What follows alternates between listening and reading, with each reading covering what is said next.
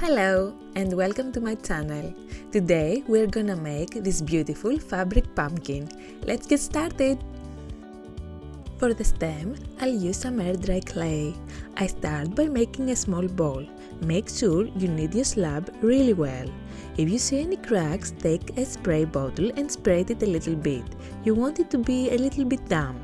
This might cause the surface of the clay to be a little bit rougher than usual. For this project I didn't mind because it makes the stem more textured and realistic.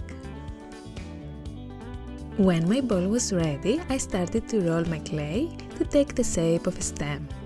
One side has to be really thin and the other needs to be wide in order to make our base. If it is too dry or you see any cracks, use again some water to smooth it out. To make the base wider and more realistic, I used my fingers to push the clay outwards on the sides of the base. After you do that, don't forget to smooth out the bumps you created on your stem. My base is ready. I'm gonna take my clay tool and carefully unstick my clay. If you don't have any tools, just use a toothpick or a knife. After I smoothed out my base, I twisted the thin side of my clay to make a pretty spiral like the ones you often see on real pumpkins. If you want to make it look rich, you can scratch the surface with your clay tool or toothpick. To create my pumpkin, I used a velvet-like fabric. You can use any fabric you like, but I chose that because it's very elastic and has a nice texture. Because my fabric is very dark and I didn't have any chalk, I clipped on it a paper circle to help me cut my shape. If you want, you can use a blade for this part.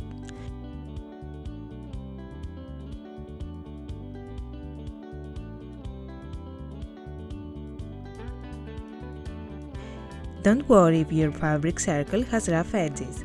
This won't be visible and won't affect the final result.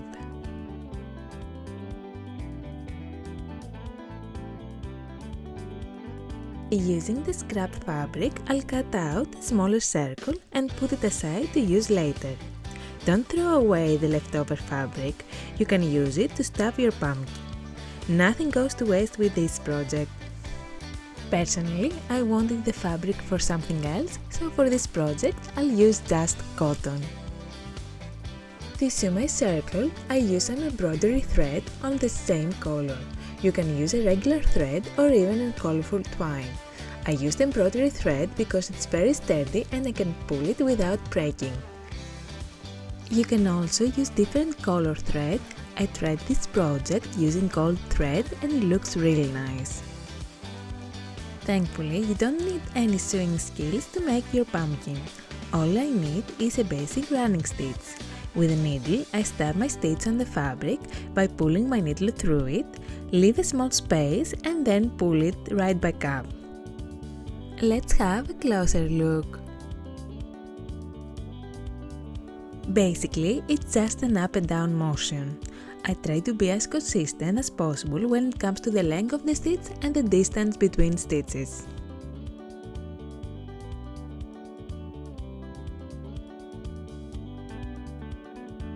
My pouch is ready.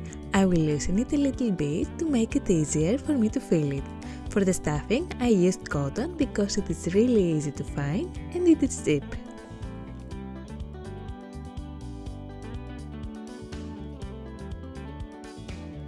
As you can see, I add small pieces of cotton in order to get better distribution of the pumpkin size.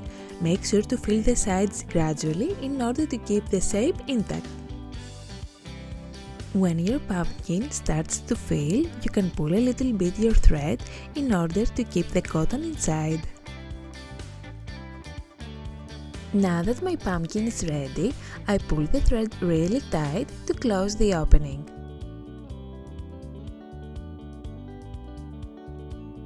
With my needle, I'll stitch together both sides of my hole.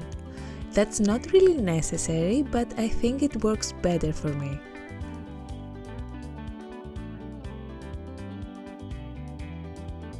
And now it is time to give shape to our pumpkin. I pulled my thread till it was really tight and pushed my needle from the other side to the center of my pumpkin and passed it through the hole.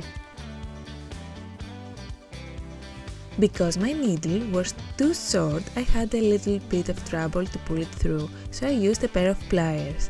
If you don't have pliers, you will have to remove some of the stuffing from the center. Every time I try to find the center to push my needle through it.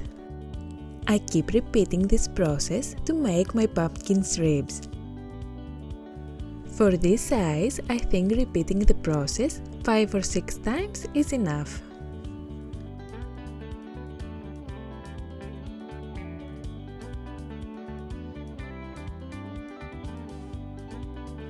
When your pumpkin is finished, just tie a knot from your remaining thread. Make it really tight in order not to loosen up. I didn't have much thread remaining, so I cut out my needle and tied the knot. It doesn't have to be perfect because it won't be showing.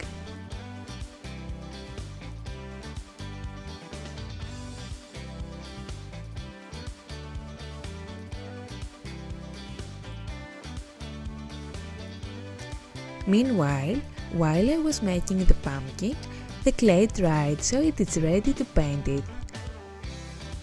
At first, I thought about painting my stem a green or maybe a brown color, but with this red fabric, I think gold paint is the must-have option. It makes the final result look so expensive. Don't you agree? Tell me in the comments what colors would you choose. Finally, it is time to glue our pieces together.